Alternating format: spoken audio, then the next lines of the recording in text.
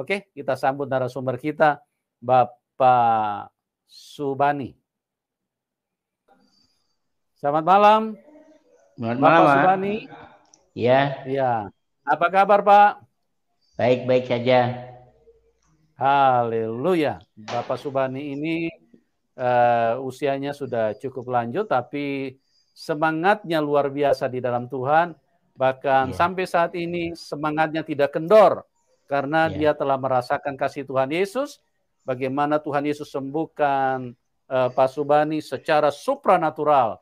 Dari tadinya kakinya harusnya diamputasi, dipotong, tapi oleh kasih Tuhan Yesus Tuhan sembuhkan. Bahkan sampai saat ini masih bisa beraktivitas dengan aktivitas-aktivitas yang normal karena Tuhan Yesus itu setia.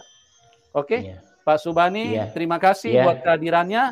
Dan pada malam hari ini Bapak bisa menceritakan kepada teman-teman yang ada di dalam link ini bagaimana perjalanan iman Bapak. Ya, jadi waktu dan tempat saya serahkan kepada Pak Subani. Monggo, Pak. Ya. Waktu itu saya itu sakit, Pak. Sakit, saya berobat kemana-mana tidak bisa sembuh. Terus itu saya tidur malam itu ada keluar di tepi rumah gitu. Terus malam saya ada pembicaraan tuh yang pakai jubah putih gitu loh. Aku saya belum mengenal itu siapa, belum mengenal saya. Akhirnya saya Pak Subani. Ya. Pak, mungkin latar belakangnya dulu, Pak. Latar belakangnya dulu sebelum Bapak ketemu Tuhan, bagaimana perjalanan hidup Bapak. Jadi apa yang Bapak lakukan dulu waktu masih di iman yang lama, terus bagaimana perjalanan Bapak sampai berkeluarga, terus sampai ketemu Tuhan Yesus. Mungkin seperti itu dulu, Pak. Yang latar belakang dulu ya. Ya, monggo, Pak. Ya. Waktu saya masih belum masuk Kristen, masih Muslim, kita ya ikut pekerjaan Muslim itu ya mengaji, sholat. Tapi masih kecil saya belum berkeluarga itu. Terus saya selama tahun 70-an kita mulai merasakan. Kita nikah tahun 79. Saya nikah tahun 79, saya sudah bekerja ikut kendaraan tuh, akhirnya saya sholatnya ya enggak rutin, belang-belang gitu. Ya ngajinya mulai berkurang, enggak pernah mengaji, terus sholatnya ya gitu kan tiap malam jarang pulang. Jadi supir itu malam jarang pulang, jadi sholatnya ya kita kerja malah enggak tentu, sholatnya enggak 5 kali, enggak. Kalau bisa ya sholat, kalau enggak ya enggak. Oh, iya. Terus ketika kita berumah tangga terus kerja supir itu kan ya malam enggak pernah pulang tuh Pak Yan. Malam enggak pulang, kecapean tuh mungkin saya siang itu pulang dari supir itu saya kencing, ada belakang ada garasi gitu. Permulaannya itu asal mulanya ya sakit itu. Saya kencing ada belakang, terus saya didorong sama setan itu. Terus saya enggak bisa jalan, akhirnya lumpuh itu. Ya. Waktu itu kencing di mana, Pak? Bapak kencing di mana waktu itu? Di garasi. Di garasi di belakang mobil gitu. Oh, apa yang terjadi waktu itu, Pak? Ya, saya kayak didorong gitu, Pak. Didorong, tapi saya ya jatuhnya ke depan ya nih. Jatuh ke depan kan ini enggak apa-apa gitu nih. Itu langsung dengkul itu sak kepala saya ini besar ya. Bapak jatuh waktu itu, didorong jatuh apa bagaimana? Enggak, ya terungkuk ke depan. Oh, tertelungkup. Iya. Itu langsung dengkul itu, kakinya itu besar kok kelapa itu celananya nggak bisa dilepas, langsung dipotong.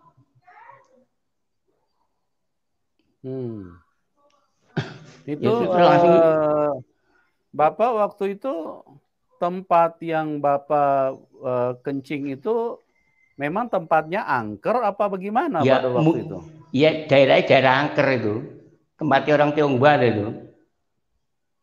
Oh. Garasi itu tempatnya orang Tionghoa. Oh, garasinya. Terus? Iya. Ya itu terus saya sakit dibawa di Sangkal Putung itu. Sangkal Putung udah berkali-kali tidak bisa sembuh. Iya. Sampai mungkin ada 6 bulan, tidak 7 bulan. Saya keliling cari Sangkal Putung itu tidak bisa yang ada menyembuhkan. Terus terakhirnya yaitu saya bawa ke dokter Witanto, saya kasih surat suruh ke Karangjangan. Terus di rumah sakit itu saya dibilangnya mau diputus gitu. Saya kukuh tidak boleh. Satu ya tidak punya biaya, terus keduanya saya tidak boleh. Lah dokternya kan bilang gini, kalau ini tidak diputus umur Bapak tidak bisa panjang. Apa dokter tahu saya meninggal? Oh. Dokternya gitu nih, apa Bapak tahu saya mau meninggal? Itu penyakit itu bukan penyakit tumor, itu cuma saya kesleo. Terus sampai lama-lama itu terus tidak bisa, saya tidur ada luar terus, saya berapa bulan tidur ada luar. Jadi waktu habis didorong itu Bapak langsung dibawa ke Sangkal Putung. Iya, jatuh langsung tidak bisa jalan. Tapi Bapak tahu betul bahwa itu yang dorong itu bukan manusia kan? Bukan, tidak ada orang, tidak ada orang. Itu yang bilangnya, yang teman saya yang paranormal gitu, bilangnya gini, itu ada orang duduk bawa anak kecil dulu, bilangnya saya kencingi, bilangnya gitu. Ya, amblisnya cuma sedikit, kira-kira 10 cm tidak ada amblisnya itu, saya kayak omah rayap gitu. Jadi berdiri langsung saya jatuh. Berdiri langsung jatuh. Terus habis itu bagaimana? Bapak sudah tidak bisa jalan apa gimana tuh? Iya, tidak bisa jalan. Dibawa mobil ke Sangkal Putung. Untuk jemput? Ya, dia diantar teman, bawa mobil Kijang itu. Diantarnya ke Sangkal Putung. Ada Sangkal Putung, terus, ada 2 bulan, ya tidak ada perubahan. Apa yang Bapak rasakan dengan kaki pada waktu jatuh itu? Ya, sakit itu sakit, tidak bisa ditekuk. Nggak bisa ditekuk? Iya. Besarnya ada sama kelapa itu mungkin besarnya. Dengkul itu. Oh, dengkulnya besar seperti kelapa? Iya, besar sekali. Terus lama-lama yang bawah menghapus, malah kecil gitu. Darahnya tidak bisa ngalir ke bawah. Oh, jadi bawahnya makin mengecil tapi dengkulnya makin besar gitu? Iya. Itu lama, itu ada hampir 7 bulan lebih ya. Oh, hampir 7 bulan lebih. Tidak bisa jalan, pakai truk gitu. Iya. Pakai truk 2 gitu. Iya.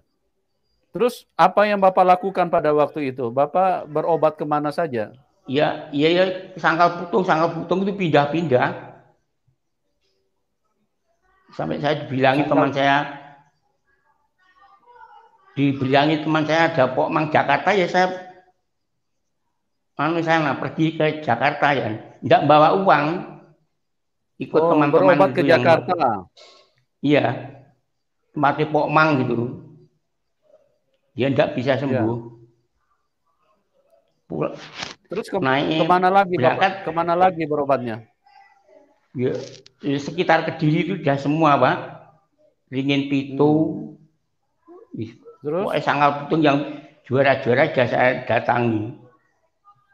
Oh, yang jago-jago, yang dianggap sakti begitu ya? Iya, tidak bisa sembuh. Tidak bisa sembuh. Terus mengecil gitu.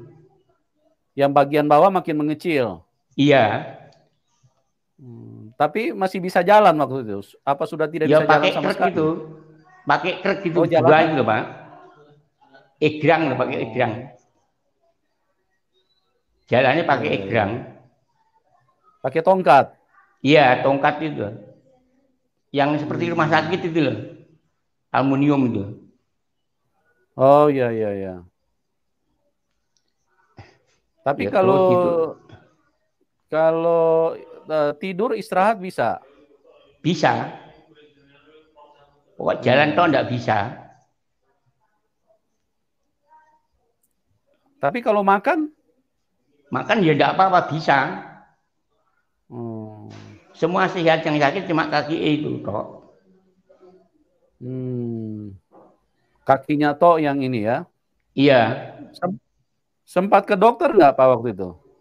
Lah ke dokter ya itu disuruh bawa ke rumah sakit Karangjangan itu. Terus dari Karangjangan sama dokter Bambang itu dibilangi suruh motong itu. Oh, suruh diamputasi. Iya. Tapi saya kuku enggak bisa, saya enggak mau. Yang pertama, kenapa Bapak nggak mau? Enggak punya uang ya. Terus lah kaki kan enggak apa-apa kok dipotong. Mau dipotong belumnya itu enggak apa-apa, saya enggak boleh. Dokter bilang itu kalau tidak dipotong apa akibatnya, Pak? Umur Bapak enggak panjang. Bilangnya cepat mati lah. Karena itu sudah membusuk ya? Iya. Saya ya terus bilang gini, apa Bapak tahu lah kalau saya mau meninggal? Saya tidak percaya. Yang punya kuasa itu Tuhan. Pada waktu itu Bapak Bapak sudah kenal Tuhan Yesus belum, Pak? Belum. Bapak masih di dalam kepercayaan yang lama. Iya. Iya. Terus bagaimana lanjutannya itu? Apa yang Bapak alami setelah selama 7 bulan Bapak lumpuh, artinya tidak bisa jalan? Iya. Terus apa yang terjadi, Pak? Tidur ada depan lawang itu. Di muka lawang itu ada 1 bulan mungkin. Dia minta persembuhan tuh. Di depan lawang? Iya. Di pintu itu, tapi saya ada luar. Oh. Siapa yang suruh begitu, Pak? Ya, saya sendiri. Supaya minta petunjuk persembuhan gitu. Itu ada yang arahkan begitu, apa Bapak punya keyakinan atau kebiasaan? Ya, mungkin ya saya minta petunjuk lah. Saya minta petunjuk yang bisa menyembuhkan siapa gitu kan, enggak tahu itu ya, itu mungkin jam 2 mungkin saya mimpi itu. Waktu itu Bapak tidak berdoa dengan keyakinan yang lama waktu itu untuk minta berdoa ya minta jalan persembuhan gitu toh. Di dalam keyakinan Bapak yang dulu, Bapak ada sempat nggak minta kesembuhan? Ya minta petunjuk persembuhan gitu, nggak ada jawaban, terus saya tidur itu mungkin ada jawaban. Nah, terus bagaimana Bapak tidur itu kejadiannya? Saya mimpi diajak orang pakai jubah putih gitu. Saya dipegang tangan saya, diajak jalan. Bapak waktu mimpi diajak orang yang jubah putih itu, bagaimana perasaan Bapak waktu diajak orang itu? Saya ya agak takut, saya ya siapa itu? Saya kan ya belum kenal, belum tahu namanya siapa, kan ya belum tahu. Oh. Terus dia bilang apa sama Bapak? Ya saya dipegang, diajak jalan, ya dibeloknya ke gereja itu. Terus saya sore ini mungkin jam ada KKR tuh pas ada gereja. Saya langsung masuk gitu aja. Banyak orang terkejut kok nggak ada terus masuk gitu. Terus Pak? Ya masuk itu yang khotbah Pak Sarbini itu 3 hari loh KKR.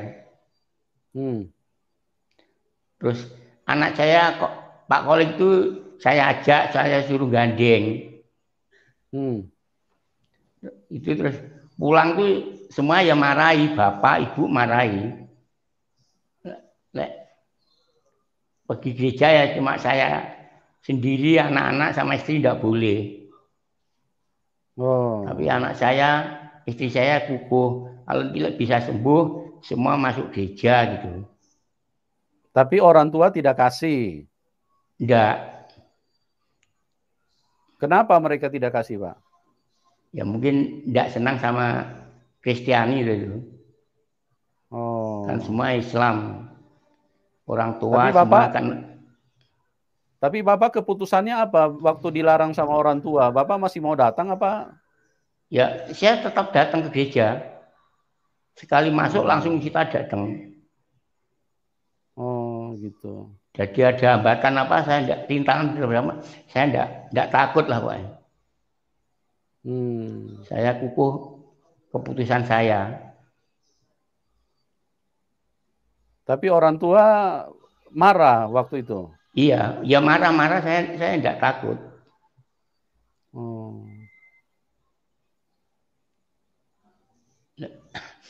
Marah-marah, tiap hari ya marah-marah terus, tapi saya tidak takut. Iya. Terus apa yang terjadi? Apa yang terjadi setelah Bapak ke gereja? Saya mungkin terjadi, ada Pak? 1 bulan jalannya sudah enak, bawa tongkat 1. Kan biasanya 2 terus pakai 1 ya. Ya. Nah, terus bagaimana ada jemaat itu, ya jemaat ada yang pandai sarap itu, saya dibilangi, tidak usah diobatnya kemana-mana, berobati jemaat. Namanya Pak Ramijan itu. Ya. Itu pijat sarap pandai.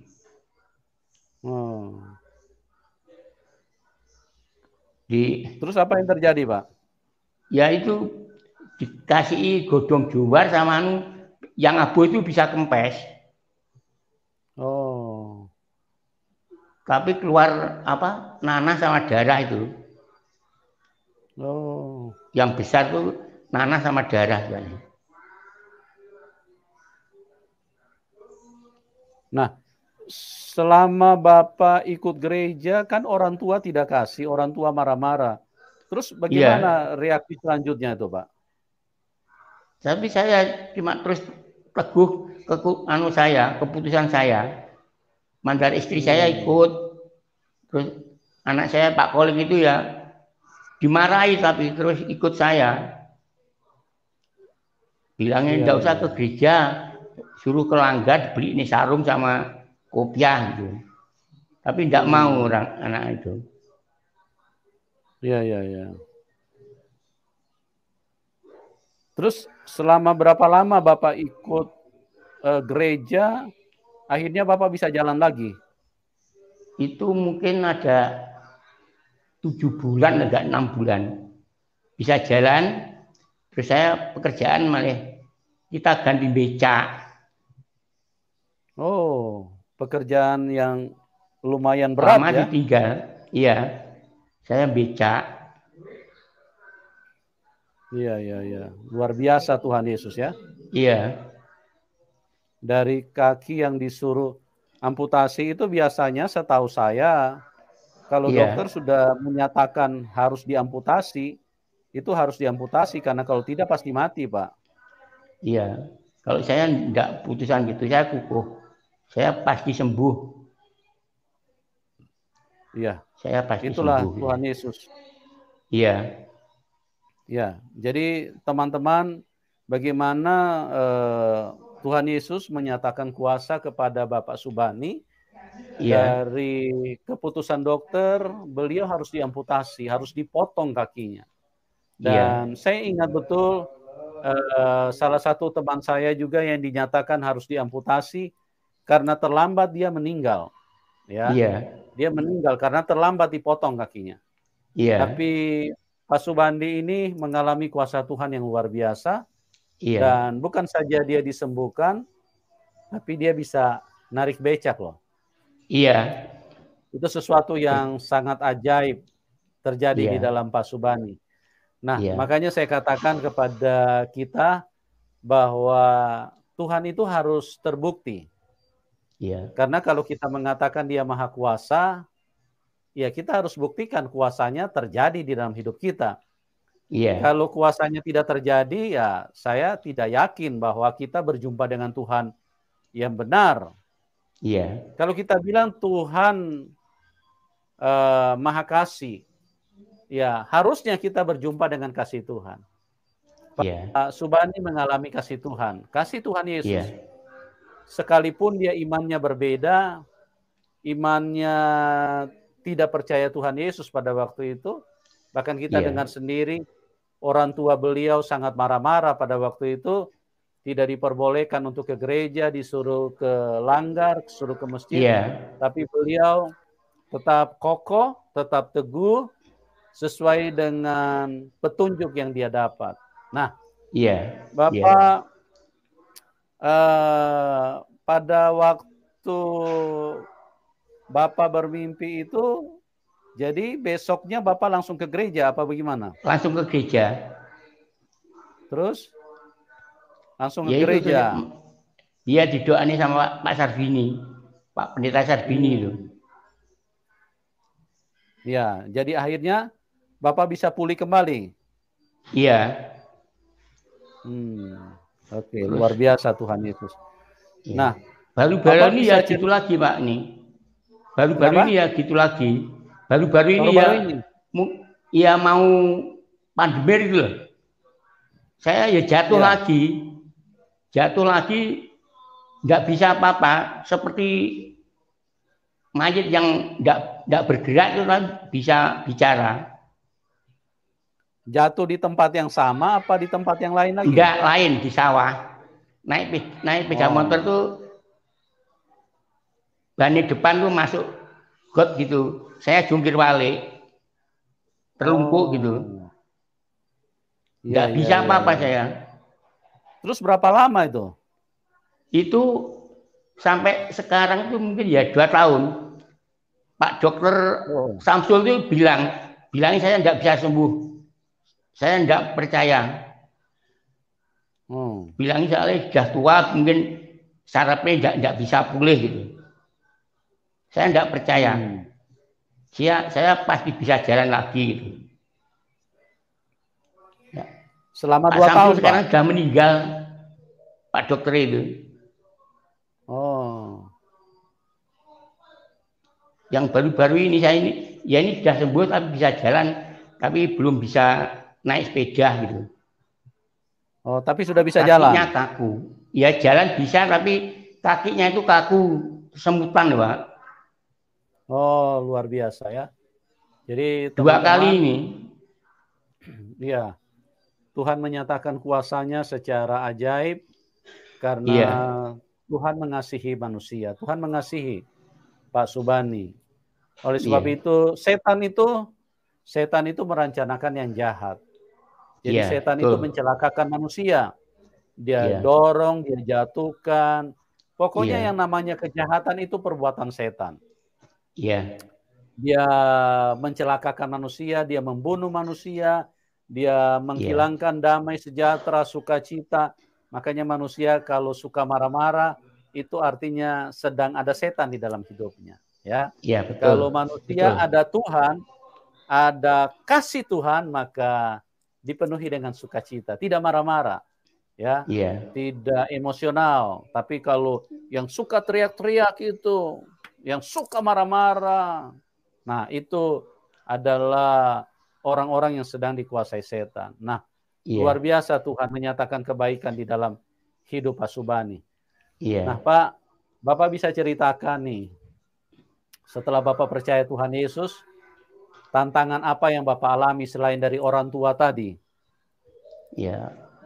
Tapi kalau saya ikut Tuhan, sekarang hidup saya sudah tenang, sama keluarga damai, terus sama anak-anak itu ya semua nurut. Ini yang baru tanggal 8 Juli itu anak saya yang nomor 3 ya dipanggil Tuhan ya.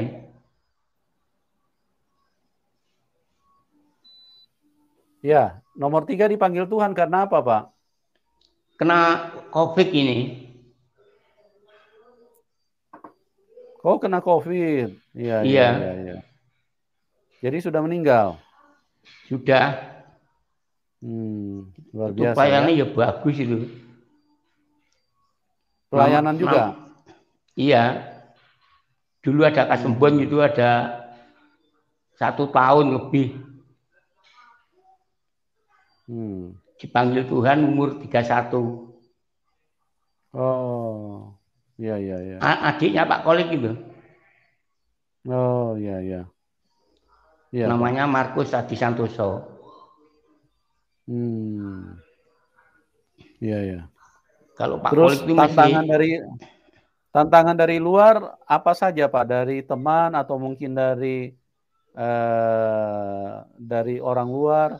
Apa Bapak mengalami tantangan apa pada waktu itu setelah Bapak percaya kepada Tuhan Yesus? Ya cuma ya lingkungan tuh kurang baik sama saya gitu loh. Oh. Satu RT itu yang Kristen cuma saya sendiri loh. Lainnya kan Muslim saya semua. Cuma Bapak sendiri yang percaya Tuhan Yesus? Iya, satu RT itu cuma saya sendiri. Jadi selama Bapak istilahnya mereka nggak respon atau kurang baik sama Bapak, bagaimana Bapak punya respon pada waktu itu? Tapi saya ya diam. Saya punya putusan, saya makan tidak dikasih situ saja gitu. Yang penting saya nggak ganggu dia gitu.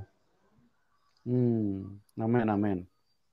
Jadi nyata bahwa Bapak punya keputusan adalah keputusan yang bulat ya?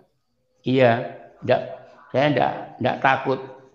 Ada apapun saya enggak takut. Iya, iya.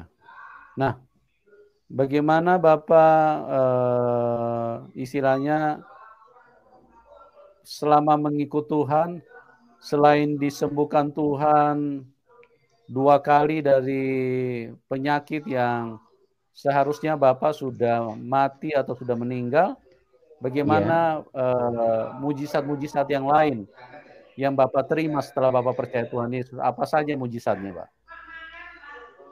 Banyak Pak yang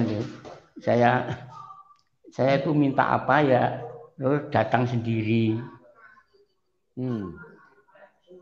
Pertolongan Tuhan itu banyak sama saya. Ya. Misalnya seperti apa, Pak? 1 atau 2 saja gitu.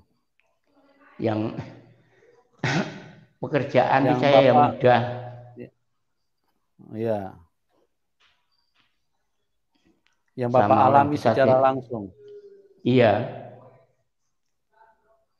Terus saya itu kerja ya, tempatnya orang non muslim itu ya banyak. Lah saya ikuti itu ya kiai, sama saya ya baik. Waktu ada korban saya disuruh bantu mesti. Situ yang motong saya suruh bantu. Iya.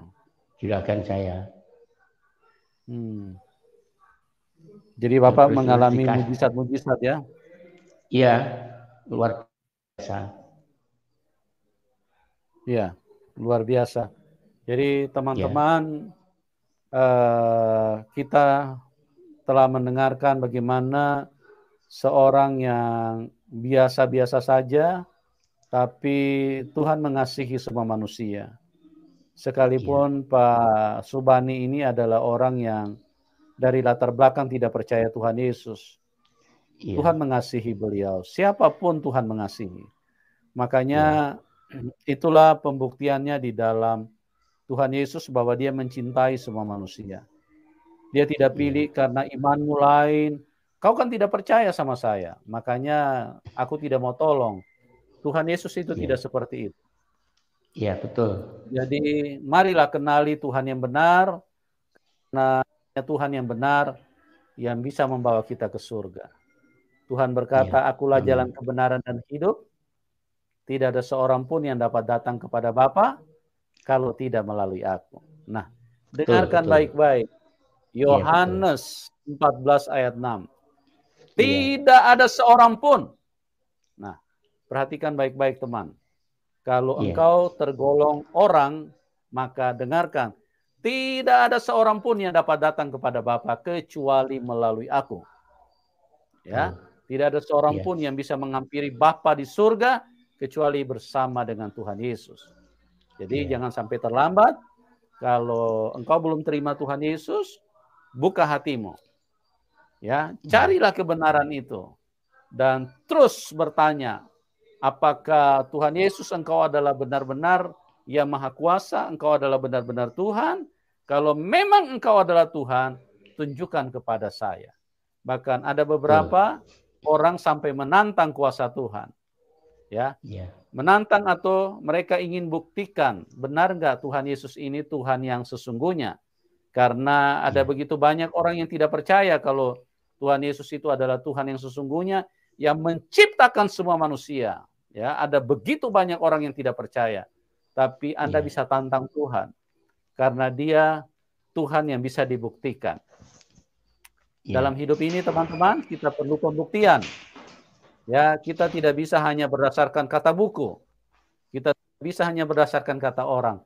Tapi marilah kita membuktikannya sendiri. Tantang dia. Kalau memang kau Tuhan, nyatakan kuasamu. Ya, karena dia Tuhan yang sesungguhnya, maka dia sanggup untuk menyatakan itu. Tapi kalau dia bukan Tuhan yang sesungguhnya, ya dia tidak sanggup. Sekalipun kita minta-minta kepada dia, tapi dia tidak akan melakukan. Ya, oleh sebab itu, mari Tuhan Yesus telah membuktikannya kepada Pak Subani dan kiranya teman-teman juga bisa membuktikan karena waktu ini singkat. Ya, jangan sampai kita tersesat, jangan sampai kita tidak percaya kepada Tuhan Yesus dan kita menolak Tuhan Yesus. Karena Tuhan Yesus adalah Tuhan segala bangsa, dia mengasihi semua manusia dan dia mati buat semua manusia. Terima kasih buat Pak Subani atas kesaksian yang luar biasa dan doa saya supaya Bapak di usia yang sudah lanjut ini semakin menyala-nyala untuk Tuhan, semakin bersemangat karena saya melihat bahwa Tuhan telah menyatakan mujizatnya di dalam hidup Bapak. Oke, teman-teman yang sudah bersama dengan kami juga menyampaikan terima kasih dan doa kami buat Anda semua. Kiranya kebaikan Tuhan buat setiap kita dan saya berdoa Tuhan Yesus terus menyatakan kemurahan-Nya. Oke, kita berjumpa di program selanjutnya dan salam kemenangan. Amin.